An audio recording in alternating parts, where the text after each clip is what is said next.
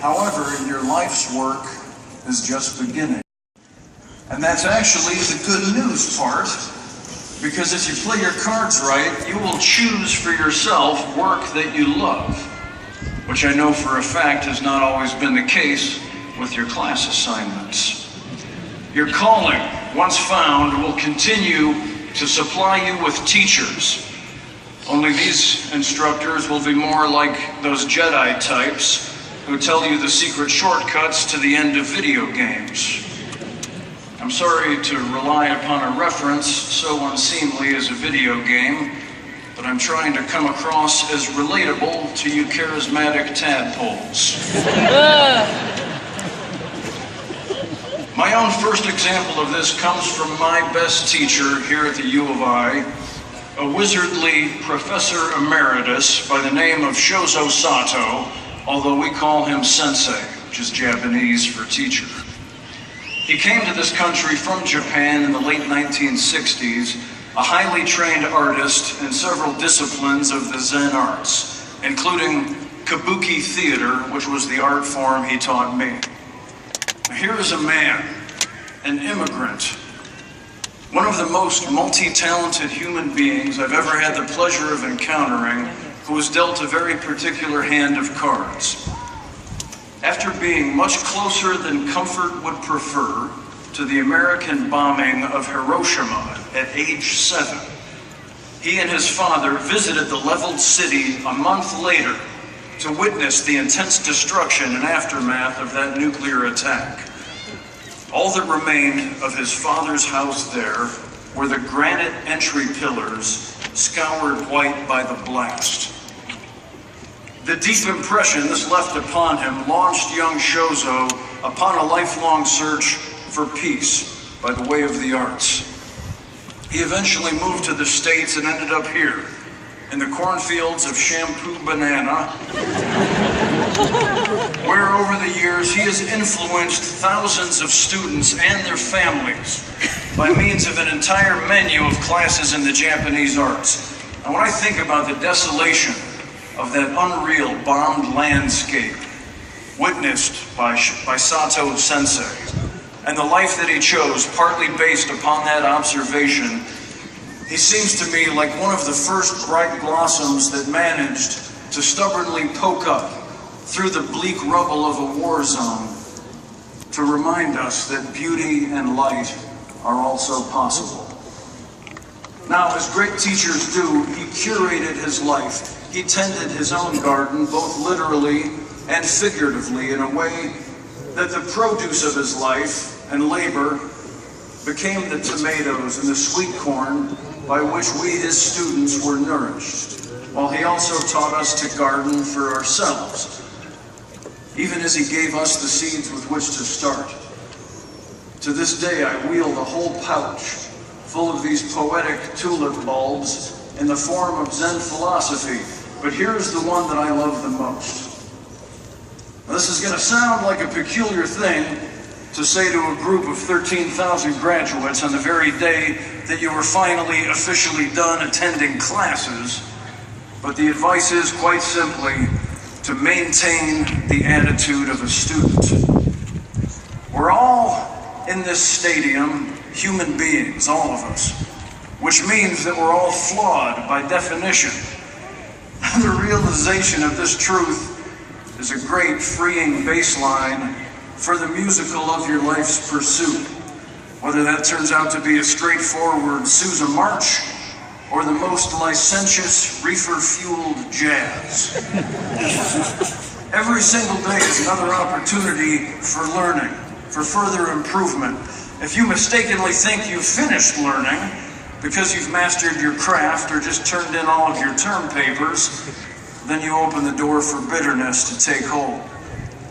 Instead, you want to cultivate an openness to the world, to start the daily good work of being alive with the presumption that you still need to learn things, not teach them. You need to start your conversations with a welcoming stance of anticipation, not a defensive crouch. Assume the person you're speaking with knows something you don't, and be eager to learn it. By maintaining the attitude of a student, you afford yourself the opportunity to consistently improve your situation and that of your loved ones for the rest of your days. You can become better at your job, or hugging your family, or gardening, or speaking Spanish, or driving defensively, or grilling delicious ribeye steaks, or all of the above. If today you cannot apprehend how these improvements will layer glory and satisfaction into your daily practice, then your apprehension is also something you can improve.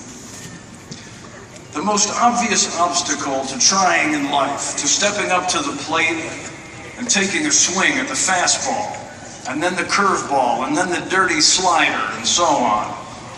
The main hurdle to overcome, even should you have the courage to bunt, or take the pitch, or employ a run-on sports metaphor in a commencement address, is simply this: fear. Which brings me to the other best teacher whose influence upon my time here can only be described as formidable.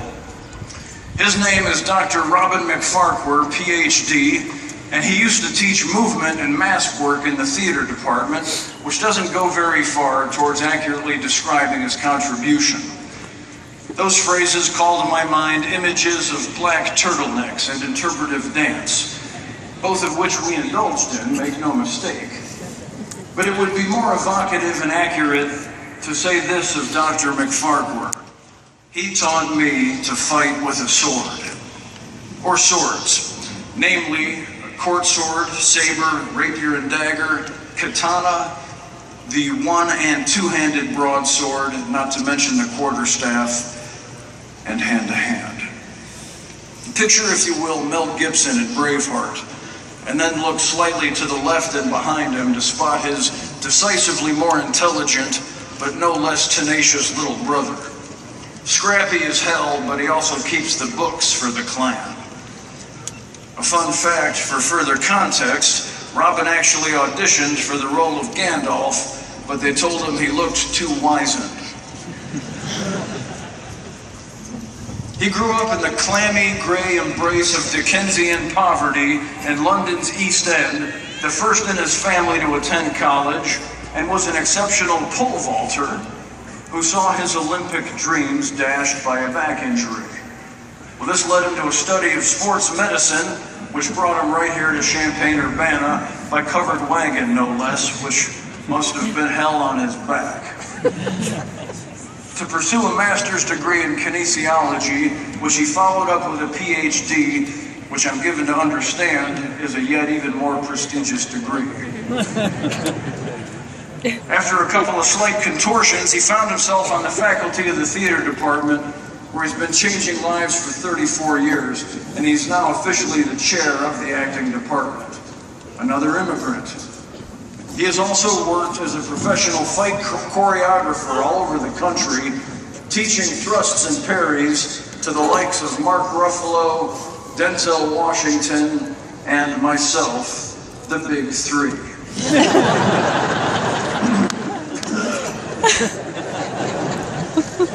Here's the thing.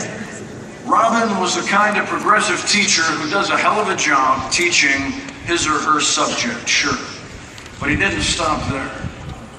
Every summer he'd go away and take workshops to continue maintaining the attitude of a student so that he could come back and teach better the next year, year after year. With every student in every class, he discerned every way that he could see to teach them, not only sword fighting and juggling and such, but he also taught us courage.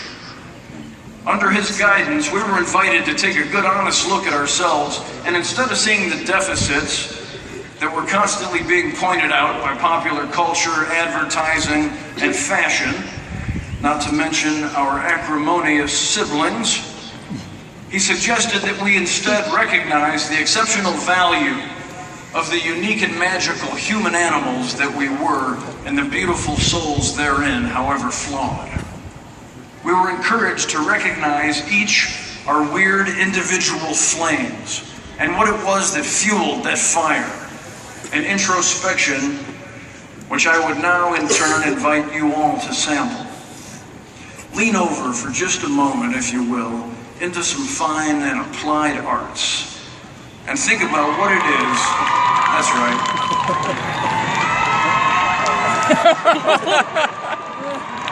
Dionysus in the house. Think about what it is that you hope to do in your lives, and how your time here has prepared you to do that or not. There's a lot of safe choices that you can make from here on out, and that's fine. Perhaps you'll end up complacent at best.